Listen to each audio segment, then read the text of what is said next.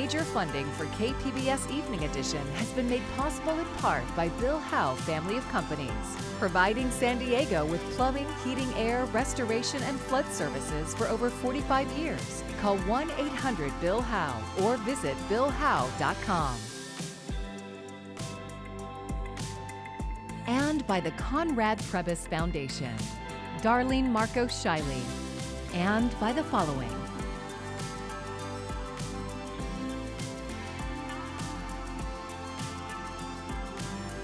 And by viewers like you. Thank you.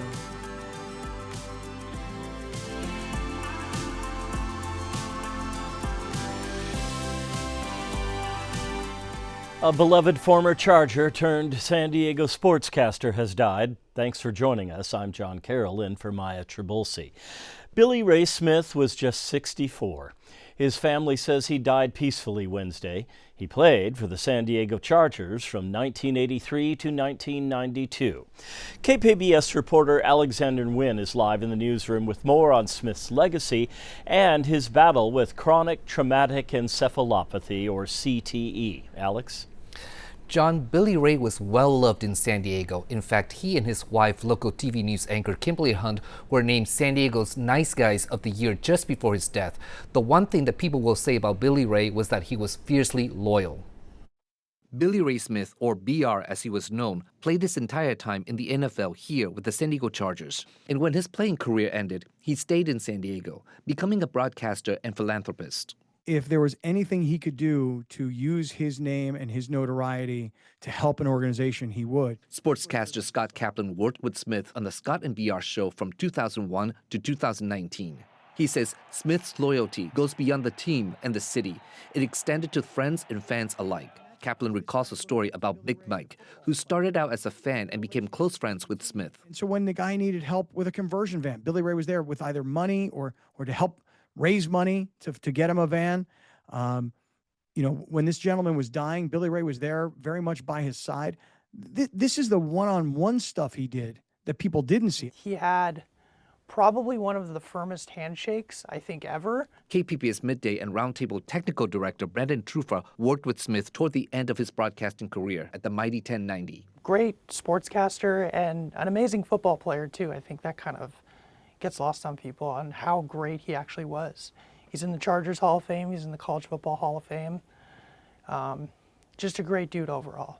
Trufa says toward the end of his career, he could see the effect all those years of playing had on Smith. I would introduce myself, and then he'd be like, "Oh, I don't think I've met you before," and I've been like, I've been here for a little while, and we've met. You just have to remind him that we had met before. That was evident to Kaplan as well. He would prepare for the radio show. He'd want to know every detail, every piece of information. That's what really changed things, because as the brain damage from football progressed over the years, he couldn't remember stuff anymore. And if he couldn't remember stuff, he couldn't really do the job on the air.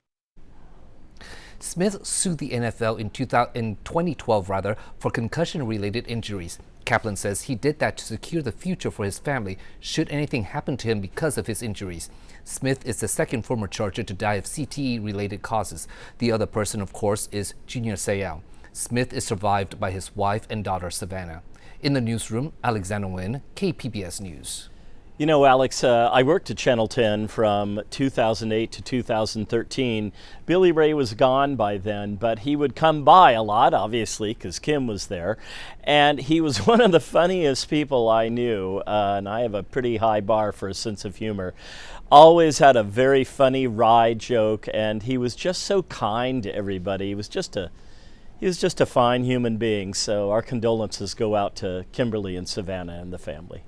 Yeah, John, people tell me that his laugh was infectious. It was. Yeah, he had a big laugh, just like he was a big guy. Alex, thank you.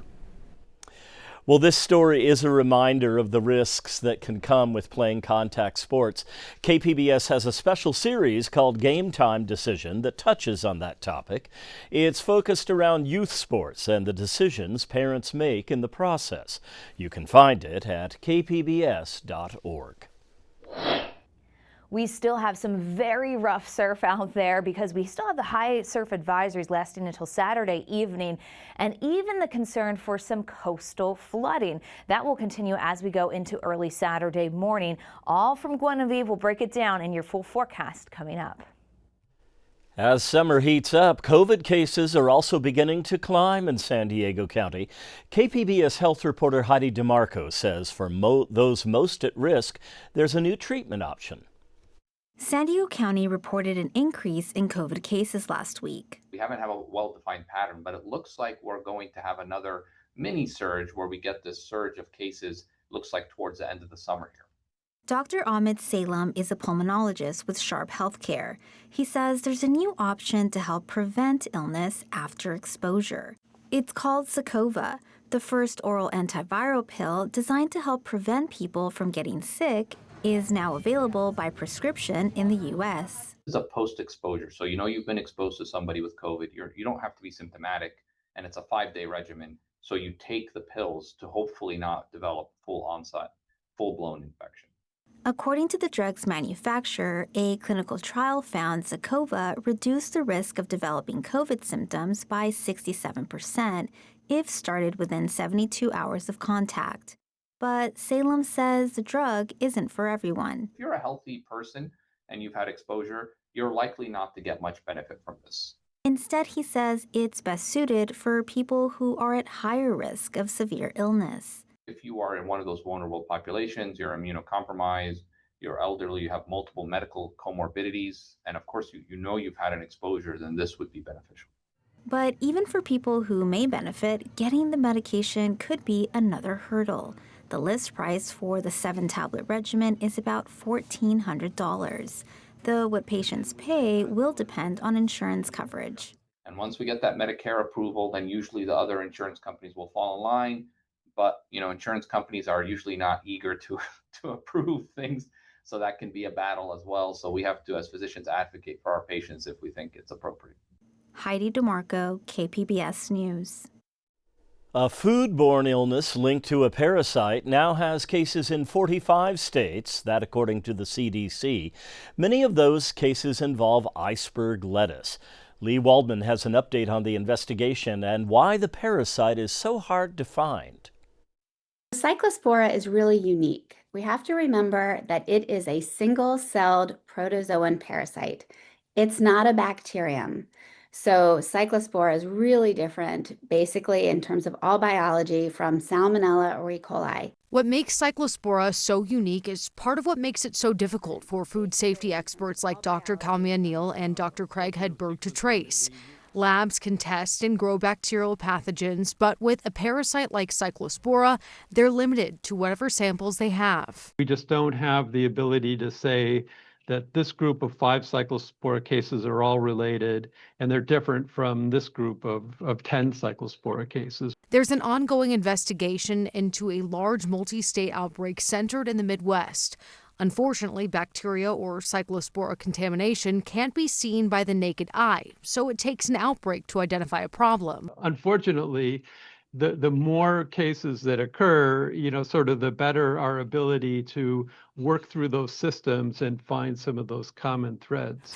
While the current Cyclospora outbreak is making headlines, other pathogens in food like E. coli, Salmonella, and Listeria have led to outbreaks in the past. This shows why protocols in place to protect our global food supply are so critical, yet challenging. Training is really critical when it comes to worker health and hygiene, and making sure that people understand the why. In New York, I'm Lee Waldman. The city of San Diego has renewed an agreement with Caltrans to continue clearing homeless encampments along freeways. But KPBS Penner fellow Emmy Burris says that's not all the city will do. The city will continue clearing homeless encampments along a 5-mile stretch of freeways near downtown San Diego. But now they'll also be able to remove graffiti, weeds, debris, and trim trees. Franklin Cooper-Smith is with the city's Environmental Services Department.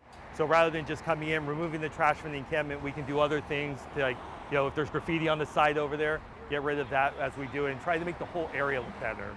Since the first agreement a year ago, Cooper-Smith says the city has removed more than 413 tons of trash. When they're planning to clean up an area, city crews post signs at least 48 hours in advance, telling people who live there to clear out. Then when they show up for the abatement, an officer with the neighborhood policing department will offer them services before they leave the area. But some homeless advocates say that clearing encampments isn't a solution. Brandon Green is the Director of Policy Advocacy for the Western Center on Law and Poverty. If it's not designed in a way that is to get people housing, economic mobility, and stability, then it's not really solving the underlying issue. Green says clearing encampments can make it harder for service providers to find and connect with unhoused people. And he says oftentimes people end up along freeways because they were pushed out of other areas.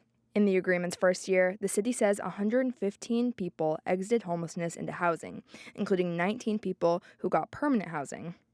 Coopersmith says they hope to expand the stretch of freeway they can clean through grant funding in the future. Emmy Burris, KPBS News. Students from tribal nations and bands in Southern California last week gathered at Barona Indian Reservation for a series of workshops on art and culture. KPBS East County reporter Elaine Alfaro met some of the attendees who shared what the workshops and lessons mean to them. My name is Talia and I'm 14 years old. Talia Baller is at a sewing workshop at the Barona Recreation Center. She's learning to make ribbon skirts, which have deep cultural and personal significance in Native American communities. I chose the butterflies to represent the woman in my family and stuff and the powerful bloodline. And then I liked how it was teal because I love the ocean and blue and stuff. Talia is paired with Melody Sees from the Los Coyotes Reservation. Melody helps her learn the meaning behind the sewing of the skirts. The significance of bird skirts is, it's somebody taught me, and our job is to pass it on. So that's what I'm doing, is passing on what I was taught. The skirts represent a symbol of identity and connect to other traditions like bird singing. Melody says they help tell the Los Coyotes Band of Cahuilla and Cupeño Indians' creation story. If we don't teach the young people how to do these things, then they're not going to know and they're not going to understand what they're all about. Talia is one of roughly 80 students who attended the two-day gathering hosted last week by the Native Youth Foundation. Nations and bands who sponsored the event included the Barona Band of Mission Indians, Siquan Band of the Kumeyaay Nation, San Pascual Band of Mission Indians, and more. In addition to the sewing workshops, students learned beading, pottery, and singing, among other activities. They've made changes in recent years to align with the interests of the students. 3 years ago, we had sports mainly. None of the kids really went to them. They went to all the beading, the fashion design, more the culture stuff. That's Keith Vasquez. He's one of the organizers of the event. Now, year 3, it's all really culture workshops and fashion. He says the connection between the teachers and youth is by design. Whether it's with the fashion, whether it's with the culture, the gourd, that those kids can gain a mentor, gain an uncle and auntie to help them, live through this life. Manuel Navarro is a councilman for the Barona Band of Mission Indians. He's been part of an effort to preserve and teach bird singing, which connects to Talia's skirt. The songs and dances are one of the ways they tell and pass down their history. I think bird singing, it helps create and strengthen our identity of who we are. A lot of these songs, depending where you come from, bird or, Ilsha, the different styles and variations, they have different stories, but all together they bring us together and our people together. And one of the things I like to say when I talk to people in a group about our people is, this is so important because we don't want our ancestors to be forgotten. We want them to continue through us, through our knowledge, through our life, through our breath. Vasquez says it's important for the youth to know their people's history. I know we always are thinking for our future, right? But in order for help our future, I got to think about my past, to think about what did I need not to go down those roads and what would have prevented me from doing A, B, and C. So when you put 2 and 2 together, this came I wish kids could know their identity. I wish I could know my identity more as a Native American man, right? Know my language more, know my teachings more and all that. Not far from Talia, in the main auditorium, 10-year-old Lania Spencer works with beads. She shared why it was important to her to learn. When it comes to our culture, it's very very cool, like people that you didn't know about, and they did this, then like stuff that you can remember and keep forever. The students put on a fashion show at the end of the workshops. Here again is Talia. I'm excited because it's been like a long journey to like make it and stuff, and so I'm like excited to like show it off. She and her fellow students are ensuring the fabric of their culture is stitched between the past and future. Elaine Alfaro, KPBS News.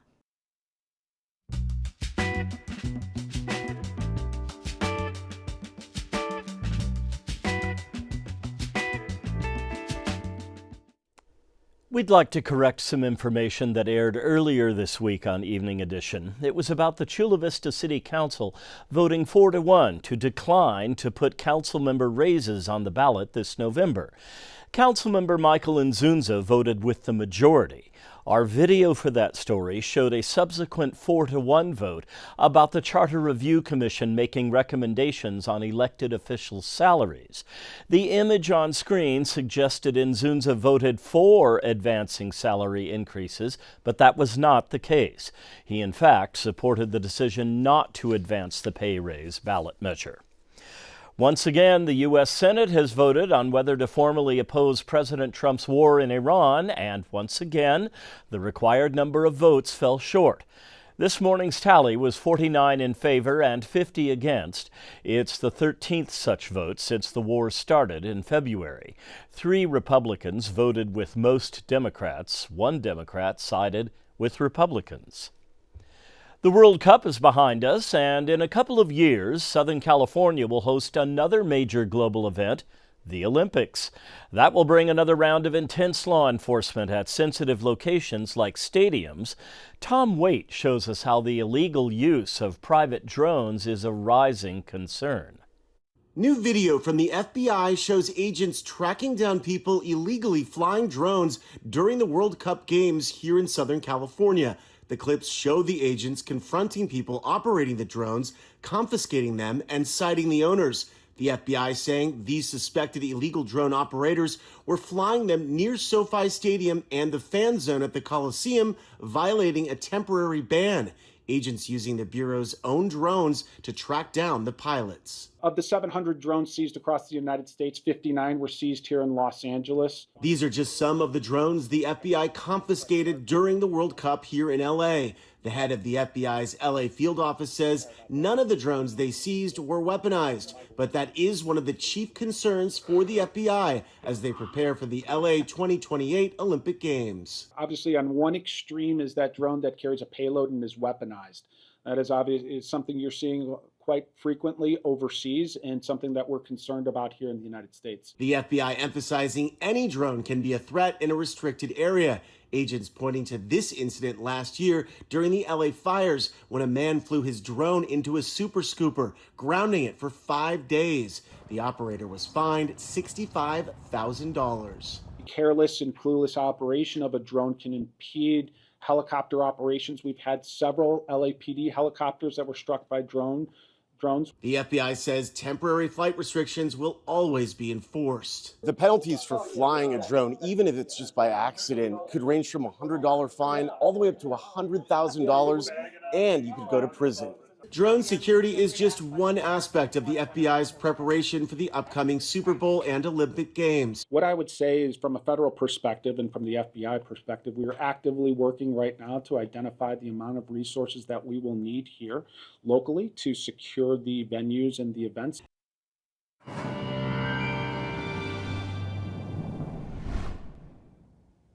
Well, the past few days, Southern California has made the news nationwide due to some of the intense surf we've had. And that has all been part of Guinevere. Offshore, spinning now weakening in wind intensity, but it is still pulling its way out to sea. So it'll start to get a little bit better for us as we go through time. In fact, our high surf advisory is lasting until Saturday. But throughout the course of that time, we're going to have the heat ramping up. The worst of the heat coming through Friday, Saturday, and more so into Sunday. And the heat dome is settling over the Rockies, but there will still be some fire danger in our area as we look across the mountains. So be cautious if you are camping. Tonight, 68 for the low in the city. Chula Vista coming in at 66. And as you look your way towards Ramona, 57. Still a bit of a marine layer out there that will help to keep some of the heat at bay because it's starting to build as we head through tomorrow and right through the weekend. This high pressure system is going to be very strong throughout the interior west and across the Four Corners. It means that we are still dealing with heat. In fact, we have a heat advisory in place for downtown. And if you're a little bit more inland, you'll find that extreme heat warning. This all starts as we go through Friday and last through the weekend for a lot of this extreme heat ongoing. So tomorrow's numbers already picking up for us. 80 for the high in the city as you work your way towards Escondido, coming in at 90 degrees, and Borrego Springs topping out at 113. The good news, as I mentioned, Guinevere, it's losing wind intensity, really looking pretty ragged here as it works its way into the Pacific and will continue to pull away from our area. So the focus will be the heat as we head into Saturday and Sunday with high temperatures back into the lower 80s for the coast here. So that should be when we are in the 70s. It's going to be quite toasty, and for inland communities, mid-90s for Saturday and Sunday. Certainly a lot of warmth. We'll be in the mid-80s for the mountain locations as we go through Saturday and Sunday. And as we venture our way into the desert communities, we should be around 105 to 107. And you can see we're in the 115 range on Saturday. For KPBS News, I'm AccuWeather meteorologist Melissa Constanzer. We have more on the intense surf in our region. Some areas are preparing for possible flooding. Leslie Marine shows us last night's scene in Long Beach before the high surf advisory took effect. We take on quite a bit of water. Sam Devine is preparing for possibly another night of trying to keep water from filling her garage. This year we've been out like pushing the water through the alley, I think 3 nights so far. By dinner time, waves were seen pounding the sand berm in the Alamitos Bay. Sandbags lined many of the beachside homes. And combined with this swell from the hurricane, we currently have our beach crews fortifying the berm. Marine Safety Battalion Chief Cameron Abel says teams were out all day fortifying the berm and repositioning this wall of plywood. Both were knocked down by the waves last night. Once the waves break through that berm, we'll hit that seawall, and then they fortified the seawall with dense plywood to kind of stop as much of that spillover, splash over. All day from like 7 in the morning until just a little while ago, they've been going back and forth and with sand and tractors. Abel says the Long Beach coast will see the elevated tides, but waves will be much stronger along the Orange County coastline, where today lifeguards made more than 50 rescues in Huntington Beach and more than 90 in Newport Beach.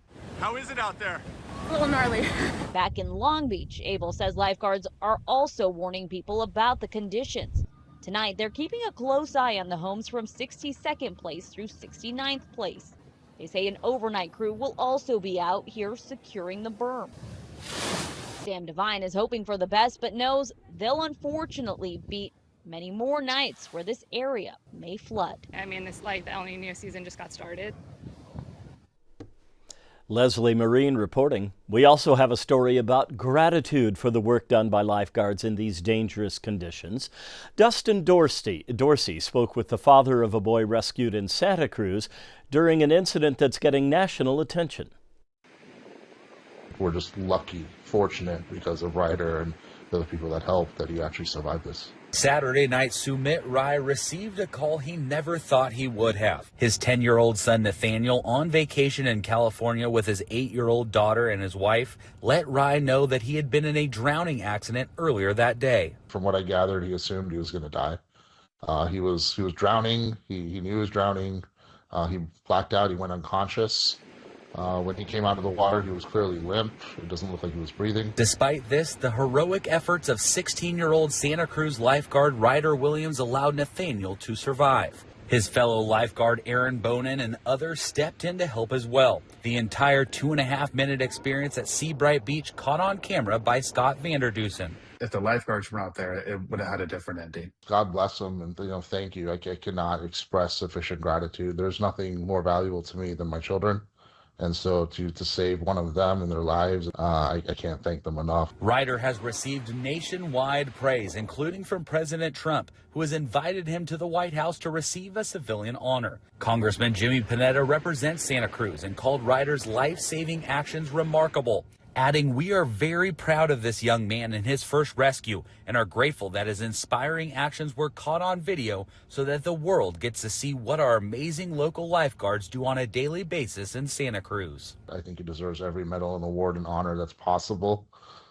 So does Aaron, everyone that helped, the Good Samaritans. In an interview with The Guardian, Ryder's father, Shane Williams, said his son was not doing it for fame or awards. He was just determined to save Nathaniel's life. Quote, "I almost started crying because how determined he was to save that boy's life makes me so proud. He told me he doesn't know why everyone was blowing this out of proportion." Shane added, "His comments to me are like any other lifeguard on duty would do the same thing I did." Rye said Nathaniel is improving after the traumatic event and is still visiting California.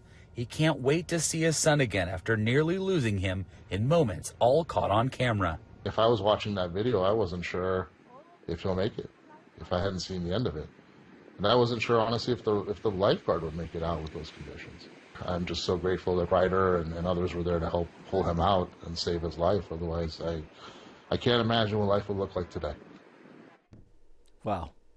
Dustin Dorsey reporting. Here's a look at what we're working on for tomorrow in the KPBS newsroom. NPR's Morning Edition is covering the growing doubt over President Trump's nominee for U.S. Attorney General. And KPBS Roundtable will have more on the impact made by former Charja and media personality Billy Ray Smith. That airs at noon on KPBS FM. Of course, you can find tonight's stories on our website, kpbs.org. Thanks so much for joining us, everyone. I'm John Carroll. Have a great evening. Major funding for KPBS Evening Edition has been made possible in part by Bill Howe Family of Companies, providing San Diego with plumbing, heating, air, restoration, and flood services for over 45 years. Call 1-800-BILL-HOWE or visit billhowe.com. And by the Conrad Prebys Foundation, Darlene Marco Shiley, and by the following: